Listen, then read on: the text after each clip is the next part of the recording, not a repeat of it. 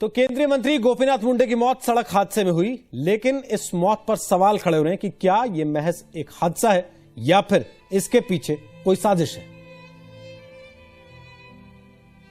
फुगे नहीं निकले, मुंडे साहब का एक्सीडेंट हो जाता है, मुंडे साहब के साथ कोई एस्कॉर्ट नहीं है, मुंडे साहब के साथ कोई एक ही सिर्फ ड्राइवर है, ड्राइवर भी नया है, ऐसे कैसे हो सकता है?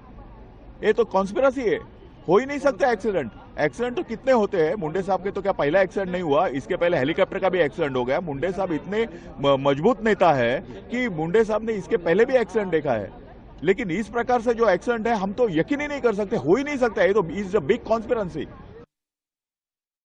देखिए, ऐसा है, दिल्ली में सुबह 6:30 बजे कोई ज़्यादा ट्रैफिक का समय नहीं है, और ऐसे समय इतने बड़े आदमी का, एक वीआईपी आदमी है, मंत्री है देश के, ऐसे आदमी के गाड़ी को ठोकर बैठना, किसी कार ने आके उनका एक्सीडेंट करना, ये जरूर संदेह निर्माण करने की बात है।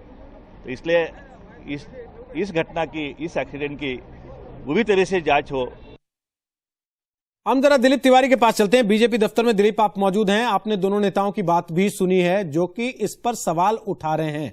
आप इसे कैसे देखते हैं, और बीजेपी के तमाम बड़े नेता इस हादसे को हादसे की तरह देखते हैं या लोगों को लगता है कि इसकी जांच होनी चाहिए? देखिए, किसी भी नेता ने इस मुद्दे पर, कम से कम दिल्ली की अगर मैं बात करूं रोहित, तो उन्होंने इस मसले पर अभी कुछ भी नहीं कहा, क्योंकि मामला अगर आप उसको कानूनी नजरिए से देखें या हादसे के तौर पर देखें, तो अभी किसी को जब जानकारी मिली तो उनको लगा कि ऐसा कैसे हो सकता है। बस यही उनकी पहली प्रतिक्रिया थी। हमारे साथ रविशंकर प्रसाद आए, प्रकाश जावड़ेकर जो खुद महाराष्ट्र से ताल्लुक रखते हैं, उनकी आंखों में आंसू थे। जब वो हमसे बात कर रहे थे तब वो रो पड़े, और जैसे ही वो यहाँ पर बीजेपी के हेडक्वार्टर्स में आए तो वहाँ रविशंकर प्रसाद के गले मिलकर वो रोने लगे। और हमने पंकजा मुंडे को भी देखा, वहां पर तमाम ऐसे नेता थे, लेकिन सबको यही लग रहा था कि ये क्या वही गोपीनाथ मुंडे का शव रखा है उनका। यहाँ हम अंतिम दर्शन करने आए जो कल रात हमारे साथ थे। काउंसिल ऑफ मिनिस्टर्स की मीटिंग में गोपीनाथ मुंडे ने बाकायदे अपना प्रेजेंटेशन दिया, अपनी बात रखी, अपनी मिनिस्ट्री को लेकर वो जिस तरह से उत्साहित होकर बात रख रहे थे, जो बार बार उन्होंने बात कही। उन्होंने नरेंद्र मोदी जो प्रधानमंत्री, उनसे कहा कि मैं चाहता हूं कि गांव गांव में फंड एलोकेट होना चाहिए, गांव तक पहुंचना चाहिए और वहां काम दिखना चाहिए कि इस सरकार ने कुछ किया है गांव के लोगों के लिए, आम आदमी के लिए, पिछड़े लोगों के लिए। तो ये बात कल रात को उन्होंने रखी है। और उसके बाद जैसे रविशंकर प्रसाद ने कहा कि हमने चाय और कुछ स्नैक्स लिए वहीं पर प्रधानमंत्री के आवास पर 7 RCR में जहां बैठक चल रही थी। और मैं आपको ये बताऊं कि उन नेताओं को यकीन नहीं था और उन पत्रकारों को भी यकीन नहीं था जिन्होंने आखिरी बार गोपीनाथ मुंडे से बातचीत की है। तो यहाँ अभी इस सवाल पर रोहित बहुत ज्यादा प्रतिक्रिया तो नहीं आई थी, लेकिन जिस तरह से हमने मुंबई से प्रतिक्रिया सुनी, महाराष्ट्र से सुनी है, उनको शायद इस बात का यकीन नहीं था। लेकिन जो आपने एक आंकड़ा दिया कि आतंकवाद में जितने लोग नहीं मारे जाते हैं, जितने लोग इस तरह से मारे जा रहे हैं, वो एक बहुत बड़ी चिंता का सबब है। और मैं इस मौके पर ये कहना चाहता हूं कि कम से कम अपने एक केंद्रीय मंत्री के हादसे में इस तरह से मारे जाने के बाद कोई तो ऐसी ठोस पहल हो। और हम लोगों को ये देखना पड़ेगा कि हमारे अंदर कितना डिसिप्लिन है, कितना सिविक सेंस है, क्योंकि आप इस तरह से अपनी जान गंवाते हैं या अपने नेताओं की जान गंवाते हैं, तो ये किसका है? ये दोष, ये कसूर सिर्फ सिस्टम का है। जिस तरह से लोग सिस्टम को फॉलो नहीं कर रहे हैं, अगर किसी ने रेड लाइट जंप की है, किसी भी ड्राइवर ने रेड लाइट जंप किया है, इसका मतलब है कि उसने नियम को तोड़ा है। और ऐसे में हमको ये भी देखना पड़ेगा कि कुछ ऐसे इलाके तो कम से कम हो जो आपके CCTV कैमरों की निगरानी में हो। तो हम क्या रोहित कभी ऐसे भी स्टेज पर पहुंच पाएंगे जब बिना किसी मैन पावर के ऑटोमेटिक कोई सिस्टम होगा जहां हम ये पता लगा पाएंगे कि किस तरह से इन हादसों को रोका जाए, उन पर निगरानी रखी जाए, या जो लोग रैश ड्राइविंग करते हैं उन पर निगरानी रखी जाए। बिल्कुल, हम पवन के पास एक बार चलते हैं। पवन उस जगह पर मौजूद है जहां यह हादसा हुआ है। बड़ी बहस चल रही है सोशल मीडिया पर पवन, कि गाड़ी किधर से आ रही थी, किसकी गलती थी, किधर रेड लाइट थी, कौन चलता गया, कौन नहीं रुका, किसने किसको टक्कर मार दी और किसकी वजह से उनकी मौत हुई। हम चाहते हैं आप उस जगह पर मौजूद हैं, जरा सारे सवालों के जवाब अगर आप दे पाएं। जी जरूर कोशिश करेंगे। आज सबसे पहले आपको बता दें ये VIP जोन है, यहाँ से 1 किलोमीटर दूर जो है प्रधानमंत्री का घर है। उधर पृथ्वीराज रोड पर लालकृष्ण आडवाणी का घर है, बड़े नेताओं का घर है। लेकिन फिर भी इस सड़क पर कोई CCTV कैमरा नहीं है, कोई CCTV कैमरा नहीं है। इस वजह से इस बात को लेकर आशंका चल रही है कि आखिर घटना के वक्त हुआ क्या था। दिल्ली पुलिस जो है इसकी हर तरीके से जांच कर रही है। फोरेंसिक टीम ने जो है, आप देख पा रहे होंगे, यहाँ प्रॉपर बैरिकेडिंग करके रखी गई थी जो अब हटा ली गई है। यानी फोरेंसिक टीम ने हर वो जो है सबूत जुटाने की कोशिश की है जिससे ये निर्धारित किया जा सके कि आखिर ये एक्सीडेंट हुआ कैसे और गलती किसकी थी। लेकिन सीसीटीवी कैमरा नहीं है, इसकी वजह से कोई ठोस विजुअल एविडेंस नहीं है। और आपको बता दें, पिछले साल इजरायली दूतावास के कर्मचारी पर जब हमला हुआ था तब ये बात सामने आई थी कि इतने संवेदनशील इलाकों में सीसीटीवी कैमरा क्यों नहीं है, लेकिन ये बात उठी और फिर वहीं रह गई। आज तक सीसीटीवी कैमरा नहीं लगा और जब एक केंद्रीय मंत्री की जान एक सड़क हादसे में चली गई तब भी वही की वही बात है और वही के वही सवाल है जिनका जवाब किसी के पास नहीं। बिल्कुल पवन, आप रहिए हमारे साथ। हम मुंबई भी चलेंगे जहां किसी भी वक्त पहुंचने वाला है पार्थिव शरीर। हम आपको बता दें, ये कुछ देर पहले की तस्वीरें हैं जब बीजेपी दफ्तर में उनका पार्थिव शरीर रखा गया था अंतिम दर्शनों के लिए। तमाम लोग वहां पहुंचे थे श्रद्धांजलि अर्पित करने। एसएल ग्रुप के चेयरमैन सुभाष चंद्रा भी पहुंचे उस वक्त श्रद्धांजलि अर्पित करने के लिए। उन्हीं की तस्वीर आप इस वक्त अपने टेलीविजन स्क्रीन पर देख पा रहे हैं।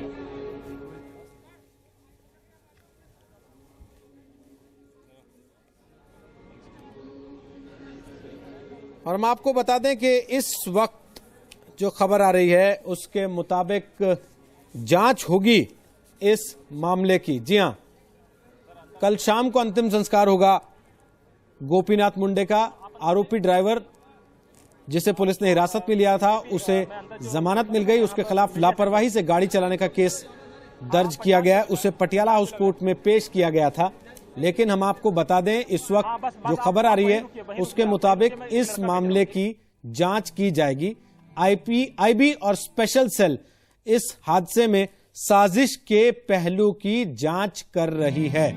मुंडे की कार का जो हादसा हुआ उस हादसे की साजिश के पहलू से भी पूरी जांच की जाएगी। दिल्ली पुलिस की तरफ से यह बयान इस वक्त आया है। तो हम आपको बता दें कि दो नेताओं ने इस मामले में हादसे के पीछे किसी साजिश का शक जताया था। उनका कहना था कि इतना बड़ा नेता, केंद्रीय मंत्री, वो बिना सुरक्षा के कैसे निकल सकता है। इस मामले की जांच होनी चाहिए। जितेंद्र शर्मा मेरे सहयोगी इस वक्त फोन लाइन पर आ गए। जितेंद्र, क्या जानकारी मिल रही है दिल्ली पुलिस के हवाले से? देखिए, गुरविंदर को जो गिरफ्तार किया है दिल्ली पुलिस ने गोपीनाथ मुंडे की एक्सीडेंट केस में 304A धारा और 279 की धारा के तहत गिरफ्तार किया गया है। अदालत में पेश किया गया था और अदालत में दिल्ली पुलिस ने दलील दी कि क्योंकि हाई प्रोफाइल मामला है और जिस तरह से ये मामला सामने आया है, भले ही ये बेलेबल मामला बनता हो, लेकिन पुलिस को इसकी जुडिशियल कस्टडी की जरूरत है, क्योंकि इस पूरे मामले को जो इंडियन इंटेलिजेंस ब्यूरो के लोग और साथ साथ दिल्ली पुलिस स्पेशल सेल के जो लोग हैं वो इस पूरे मामले को इन्वेस्टिगेट कर रहे हैं। साथ ही जो एक्यूज गुरविंदर है इसकी टीआईपी भी करवानी है, क्योंकि उस दौरान जब ये हादसा हुआ था तब गोपीनाथ मुंडे के ड्राइवर गाड़ी चला रहे थे, उन्होंने पहचान की थी जिसने गाड़ी को टक्कर मारी थी। इन सब दलीलों के आधार पर पुलिस ने जो जमानत याचिका थी उसको खारिज किया था, लेकिन अदालत ने कहा है क्योंकि बेलेबल ऑफेंस के तहत इसको गिरफ्तार किया गया है, लिहाजा जमानत इसको दी जा रही है।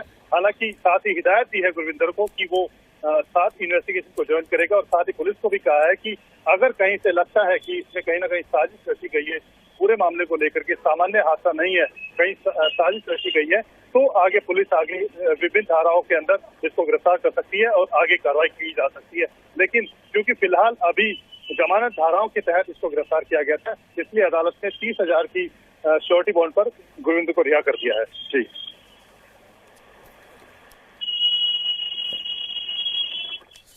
बहुत बहुत शुक्रिया जितेंद्र फिलहाल ये जानकारी देने के लिए। तो इस हादसे की साजिश के पहलू से भी जांच की जाएगी। आईबी और स्पेशल सेल इसकी जांच करेगी। इस बीच हम आपको मुंबई लेकर चलते हैं। कविता शर्मा इस वक्त वहां हमारे साथ आ गई हैं। कविता, कितनी देर में पार्थिव शरीर पहुंचेगा गोपीनाथ मुंडे का वहां पर, और अंतिम दर्शन के लिए पार्थिव शरीर को कहां रखा जाएगा?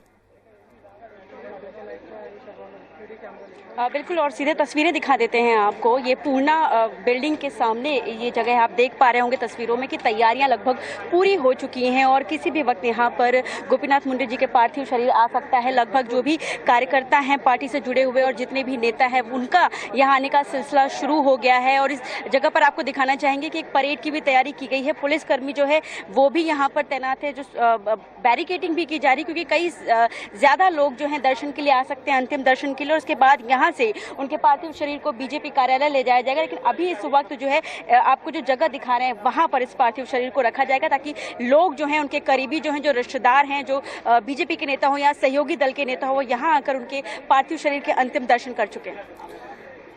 बिल्कुल कविता, आप रहिएगा, हमारे साथ वापस आएंगे। दिलीप तिवारी हमारे सहयोगी, वो भी बीजेपी दफ्तर में इस वक्त मौजूद हैं, जहां से अभी कुछ देर पहले रवाना हुआ है पार्टी नेताओं का एक दल पार्थिव शरीर को लेकर उनके मुंबई के लिए। ये देख सकते हैं आप, विशेष विमान से उनके पार्थिव शरीर को मुंबई ले जाया गया। अब से कुछ मिनट के बाद उनका पार्थिव शरीर अंतिम दर्शनों के लिए मुंबई में रखा जाएगा। कल देर शाम 4:30 बजे परली में उनका अंतिम संस्कार किया जाएगा। विजय रैली थी दिलीप परली में आज, जहां गोपीनाथ मुंडे जाने के लिए निकले थे, और हम देख पा रहे थे उनके गांव की तस्वीर हमने देखी है। तमाम लोगों की आंखों में आंसू थे, और गोपीनाथ मुंडे वाकई उन नेताओं में से एक जो कि जमीन की राजनीति करते हुए केंद्र के मंत्री के स्तर पर पहुंचे थे, और उस जुड़ाव को उन लोगों के आंसुओं में अच्छी तरह से देखा जा सकता था। बिल्कुल रोहित, मैं आपको ये बात कहूंगा कि कुछ एक चुनिंदा नेता थे जो मुंबई की चकाचौंध हो, दिल्ली की सियासी गलियारों की जो ताकत हो, उसके बावजूद वो अक्सर अपने इलाके में बड़ी रैलियां करते थे, लोगों से मिलते जुलते थे, और उनके काम को लेकर, यानी उनकी शिकायतों को लेकर, उनकी मांगों को लेकर। और हमने ये भी देखा है कि आमतौर पर जो भी सांसद अपने क्षेत्र से आने वाले लोगों को जब संसद घुमाते हैं, तो वहां पर आप देखिए कि किस तरह से ये दिखाने की कोशिश होती है कि वो कितने बड़े नेता हैं।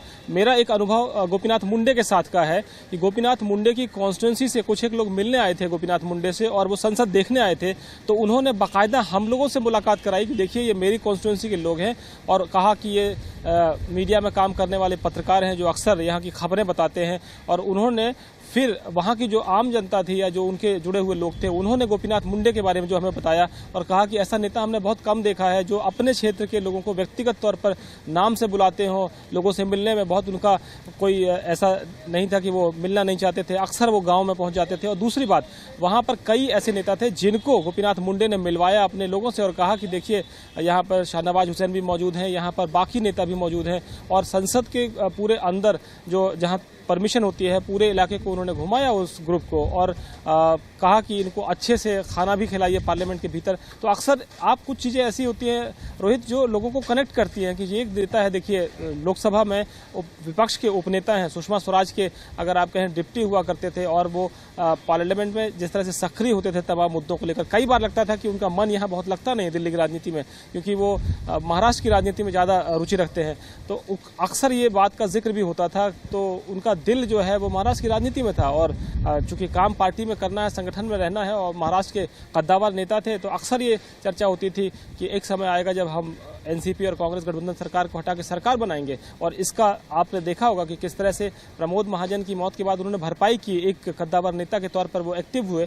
और मैं आपको ये भी बताऊं कि जब बात होती है गोपीनाथ मुंडे की, तो हम लोग उनको एक स्टाइलिश नेता जो होता है, जो अक्सर अपने लुक को लेकर, अपने स्टाइल को लेकर बहुत अलर्ट रहते थे, बहुत सजग रहते थे, और दोस्ती में उनका बड़ा यकीन था, जिससे भी दोस्ती निभाते थे तो बहुत शिद्दत से निभाते थे। रोहित, बिल्कुल दिलीप, आप रहिएगा हमारे साथ, हम वापस आएंगे। साथ ही ये भी बता दें अपने दर्शकों को कि मुंबई पहुंचने वाला है पार्थिव शरीर इस वक्त गोपीनाथ मुंडे का। वहां की तस्वीर भी हम आपको दिखा रहे हैं, कौन कौन नेता उनको श्रद्धांजलि देने के लिए पहुंचे हैं।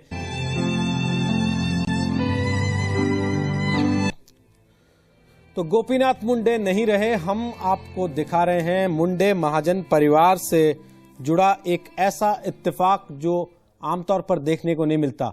लेकिन हम आपको सुनवाएंगे गोपीनाथ मुंडे का आखिरी इंटरव्यू भी। कल शाम को ही उन्होंने अपना आखिरी इंटरव्यू दिया था। आज सुबह के अखबारों में गोपीनाथ मुंडे की तस्वीर के साथ यह छपा था कि अगर चुनाव बाद सरकार बनाने की स्थिति होती है तो बीजेपी शिवसेना गठबंधन का चेहरा गोपीनाथ मुंडे हो सकते हैं, वो महाराष्ट्र के नए मुख्यमंत्री हो सकते हैं। लेकिन इत्तेफाक देखिए कि वो इस खबर को पढ़ने तक भी जिंदा नहीं रहे, हादसे का शिकार हो गए। हम आपको सुनवाते हैं कल अपने आखिरी इंटरव्यू में उन्होंने क्या कहा था।